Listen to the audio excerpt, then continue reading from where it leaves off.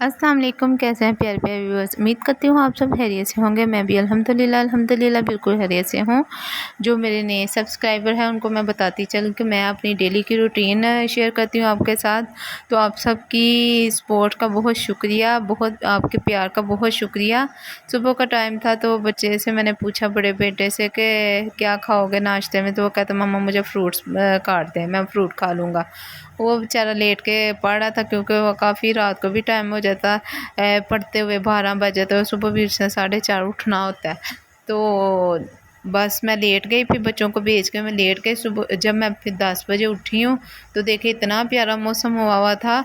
है तो धूप थी लेकिन इतनी तेज़ हवा, कभी धूप निकलती थी कभी बारिश आती थी। और ये मौसम भी तब होता है जब सारा काम करने वाला होता है। अभी कुकिंग वगैरह मैंने करनी थी, सारा काम करना था अंदर। तो मेरा दिल तो कर रहा था कि बाहर ही मैं खड़ी रहूँ या उधर चाय पे बिछा के बैठ जाऊँ, लेकिन पॉसिबल नहीं था क्योंकि मुझे अंदर सारे काम अभी करने थे। ये देखें ज़रा मेरे किचन की हालत देखें। सुबह जब नाश्ता बना के बच्चों को भेजती हूँ तो वो सारे फिर बर्तन ऐसे ही पड़े होते हैं, फिर मैं थोड़ी देर लेट जाती हूँ। फिर 10 बजे या 11 बजे उठती हूँ क्योंकि गैस तो 12 बजे आती है तो बड़ा मसला होता है। आगे तो मैं 11 बजे कुकिंग शुरू कर देती होती थी, लेकिन अब जो है ना तकरीबन 5-6 मंथ हो गए हैं कि 12 बजे ना गैस आती है। आज मैंने ना मसूर की दाल बनानी थी तो वो काफ़ी इजी रेसिपी है, काफ़ी जल्दी बन जाती है। तो मुझे ये था, काफ़ी मैं लेज़ी हुई थी। आपको पता मौसम भी कुछ ऐसा ही है कि इतना बंदा लेज़ी, दिल ही नहीं करता ना उठने को। दिल करता ठंडे कमरे में बैठे रहें, तो किचन में तो आने को दिल नहीं करता, लेकिन जो काम करना है वो तो करना ही है। तो दाल मैंने प्रेशर में डाल दी। आप देख रहे होंगे मेरा प्रेशर ऐसा क्यों है अंदर से। एक दफ़ा ना मैंने ब्लैक चने बनाए थे तो चने डन होने ही वाले थे।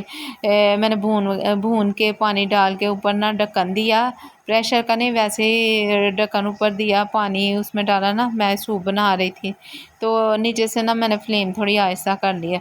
तो मैं अपनी जेठानी की तरफ चली गई तो मैंने अपने बेटे को आवाज़ दी, मैंने कहा फ्लेम ऑफ कर दो, हो गया ना चने का सालन ना हो गया ना। वो जब वो बेटे ने ना, उससे समझ नहीं आई, उसे ये था कि मामा कह रही तेज़ कर दो, उसने तेज़ चूल्हा कर दिया। तो जब मैं आई तो वो सारे जल गए हुए थे, हंडिया मेरी बेकार हो गई हुई थी। तो हंडिया मैंने ऊपर रख दिया। तो ये बेटी को मैंने शावर दिलाना था, तो शावर दिला के ये देखें ज़रा, बटरफ्लाई ड्रेस मैंने बनाया था, ये मैंने खुद स्टिच किया। इसके कपड़े जो है ना मैं खुद ही स्टिच करती हूँ। तो ये मैंने उसका ड्रेस खुद ही स्टिच किया। बड़ी खुश होती है जब मैं उसका ड्रेस स्टिच करके पहनाती हूँ ना, तो इतनी खुश होती है। तो उसको फिर मैंने काम वगैरह लगा के अंदर बिठा दिया था। तो ये मेरी दाल डन हो गई थी। दाल जब ऊपर रखी थी उसे शावर दिला दिया, शावर दिलाते दिलाते ही वो दाल हो गई थी। दाल में मैंने फिर धनिया वगैरह डाला और तड़का वगैरह लगा के, हमारे मेरे ससुराल में सारे जो ना लहसुन का इसको ना तड़का लगाते हैं, लेकिन मेरे बच्चे नहीं खाते। जब तक मैं उनके साथ थी तो मैं लहसुन के लगाती थी, लेकिन जब से मैं ना बच्चे बड़े हुए हैं, थोड़ा सेपरेट हुई हूँ, तो मैं ना अब प्याज का लगाती हूँ। तो ये मेरी काम वाली आंटी भी आ गई थी, हेल्पर आ गई हुई थी मेरी।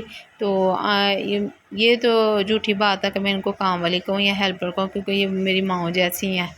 तो ये ले जी, मैंने रोटियां भी बना ली थी और दाल भी डन हो गई हुई थी। ये देखें ज़रा, आटा मैंने वो ना पीन करवाया था। तो गर्मी में ये वाले मौसम में पता कीड़ा वगैरह लग जाता है, तो अगर आप लौंग रख देना तो इसमें कीड़ा नहीं लगता है।